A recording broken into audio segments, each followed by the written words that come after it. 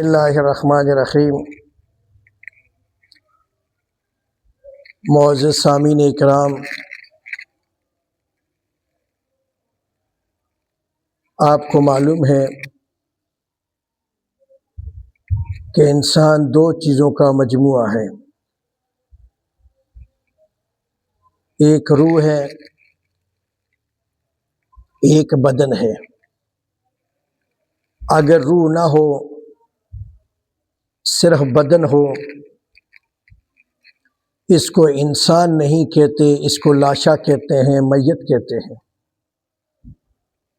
یہ دونوں چیزیں جب یکجا ہو جاتی ہیں، مل جاتی ہیں، تو انسان بن جاتا ہے۔ اور یہی وجہ ہے کہ جسمانی طور پر جتنے بھی ضروریات ہیں وہ ہمیں اس زمین سے حاصل ہوتی ہیں۔ جسم کی نشو و نما کے لیے ہمارا لباس ہو، ہمارا کھانا پینا ہو، کوئی چیز بھی ہے، لوہا ہو، تانبا ہو، جسمانی جتنی ضروریات ہیں اس کے لیے اللہ نے زمین کو رکھا ہے، اور وہ زمین سے ہمیں حاصل ہوتا ہے۔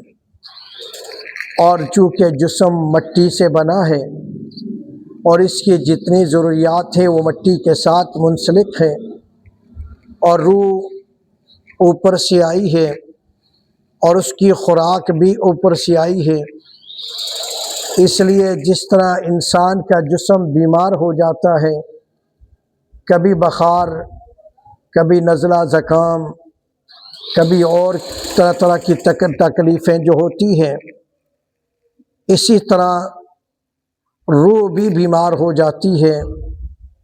جس طرح جسم بیمار ہوتا ہے، جسم پھر کمزور ہو جاتا ہے، اس کو پھر کھانا پینا اچھا نہیں لگتا، اس کو زیادہ بات چیت کرنا اچھا نہیں لگتا، اس لیے یہ کمزور ہو جاتا ہے اور کہتے ہیں کہ بیمار ہو گیا، تو یہ جسمانی طور پر بیمار ہو گیا۔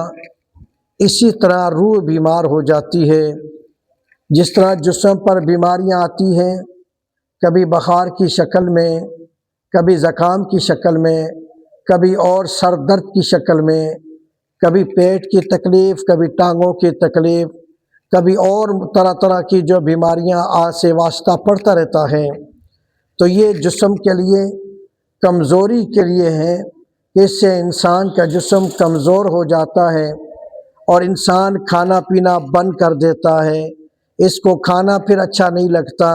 اسی طرح روح بیمار ہو جاتی ہے کہ حسد آ گیا، یہ روح کی بیماری ہے، اور اسی طرح شرک آ گیا، یہ روح کی بیماری ہے، بدعات آ گئی، یہ روح کی بیماری ہے، اور اسی طرح اللہ کی نافرمانی آ گیا، یہ روح کی بیماری ہے۔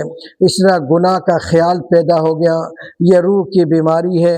تو جس طرح انسان کے جسم پر بخار آ گیا، اس کو کھانا اچھا نہیں لگتا، اسی طرح اگر دل کے اندر، روح کے اندر اگر اس کے حسد پیدا ہو جائے، اگر اللہ کی نافرمانی آ جائے، تو اس کو نماز اچھی نہیں لگتی، اس کو نیک کام کرنا اچھا نہیں لگتا، اس کو نیک کام کرنا اس کے لیے مشکل بن جاتا ہے۔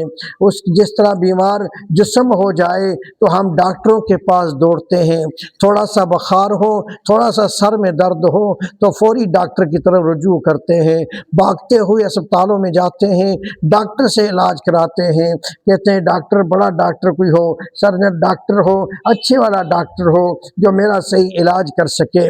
پیسوں کی پرواہ نہیں کرتے، مال کی پرواہ نہیں کرتے، ہم کہتے ہیں ہمارا علاج اچھا ہو جائے۔ جسمانی طور پر جب ہوتی ہے بیماریاں تو ہم اس کے علاج کے لیے بہت تگ و دو کرتے ہیں، لیکن افسوس سے کہنا پڑتا ہے جس طرح ہماری جسم بیمار ہوتا ہے ڈاکٹروں کی طرف فوراً جاتے ہیں، اسی طرح روح بیمار ہوتی ہے لیکن روح کا علاج ہم نہیں کرتے۔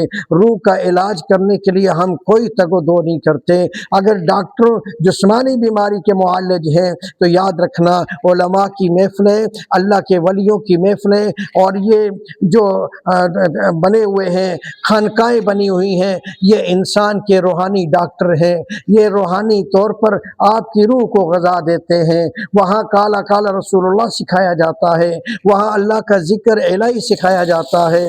تو اس لیے جس طرح جسمانی طور پر آپ بیمار ہو ڈاکٹر کی طرف دوڑ کے جاتے ہیں، اسی طرح جو روحانی بیماری ہو تو فوراً مساجد کی رجوع کرو، علماء کے پاس بیٹھو، علماء کی محفلوں کو اختیار کرو، نیک لوگوں کی محفلوں کو اختیار کرو، خانقاہوں میں جا کر اپنے ڈیرے ڈال لو کہ میری روح کیوں بیمار ہوئی ہے، مجھے نماز کی طرف توجہ میری کیوں نہیں ہو رہی ہے، نماز کیوں نہیں مجھے ذوق پیدا ہو رہا، خشوع اور خضوع کیوں نہیں پیدا ہو رہا۔ تو میرے بزرگوں، میرے بھائیوں، اگر ہم جسمانی طور پر اگر اچھا سے اچھا علاج کراتے ہیں تو ہمیں روحانی بھی معالج چاہیے، ہماری روحانیت طور پر بھی ہمارا علاج ہونا چاہیے۔ اور یہی وجہ ہے ہم روحانی طور پر علاج نہیں کرتے، اور جس سے نقصان ہو جاتا ہے کہ ہمیں نیکی کرنی مشکل بن جاتی ہے، نماز پڑھنا مشکل بن جاتا ہے، نیک اعمال کرنا مشکل بن جاتا ہے، تو پھر رزلٹ کیا نکلتا ہے؟ اسی حالت میں دنیا سے رخصت ہوتے ہیں کہ ایمان آخری وقت میں کلمہ پڑھنا نصیب نہیں ہوتا، ایمان ہمارے دل کے اندر موجود نہیں ہوتا۔ اس لیے کہ ایمان تب ہو کہ جب اس کو پانی لگتا رہے اور اس کو نیک اعمال کا پانی دیتے رہیں گے، یہ سبزدار درخت بنتا رہے گا۔ تو جب تک ہم محنت نہیں کریں گے، جب تک ہم روحانی طور پر قرآن سے وابستہ نہیں ہوں گے، نبی علیہ الصلوۃ والسلام کے فرامین سے وابستہ نہیں ہوں گے، جب نیک لوگوں کی محفلوں کو نہیں اختیار کریں گے، جب خانقاہوں کا رخ نہیں کریں گے، مساجد کا رخ نہیں کریں گے، تو پھر اللہ تعالیٰ ہمارے ذریعے سے اسپتالوں کو بھر دے گا، ہمارے ذریعے سے تھانوں کو بھر دے گا۔ پھر اللہ بھی کہے گا جاؤ، اگر تمہیں میرا گھر نہیں نظر آتا تو جاؤ پھر ذلیل ہوتے رہو، تھانوں میں پیسے لگاتے رہو، وقت بھی ضائع کرتے رہو، اسپتالوں میں ایڑیاں رگڑتے رہو۔ تو اس لیے میرے بزرگوں، میرے بھائیوں، آج مساجد خالی ہیں، اسپتالیں بھری ہوئی ہیں، آج مساجد خالی ہیں، تھانے بھرے ہوئے ہیں۔ اس کی وجہ کیا ہے؟ کہ روحانی طور پر ہم بیمار ہیں اور اس بیماری کا علاج نہیں کروایا۔ تو اس بیماری کا علاج کروائیں، تلاوت قرآن مجید کی تلاوت کریں، یہ روحانی طور پر علاج ہے۔ نیکوکاروں کی محفل میں بیٹھیں، یہ روحانی طور پر علاج ہے۔ خانقاہوں کا رخ کریں، یہ روحانی طور پر علاج ہے۔ مساجد کا رخ کریں، علماء کے پاس بیٹھ کر اپنے مسائل کو حل کرائیں، یہ روحانی طور پر تمہارا علاج ہے۔ اگر یہ کرتے رہیں گے ہمارا علاج ہوتا رہے گا، ہماری روح بھی تازہ رہے گی، ہمارا جسم بھی تازہ رہے گا اور زندگی آسان ہوگی۔ اللہ ہم سب کو اس پر عمل کرنے کی توفیق عطا فرمائے۔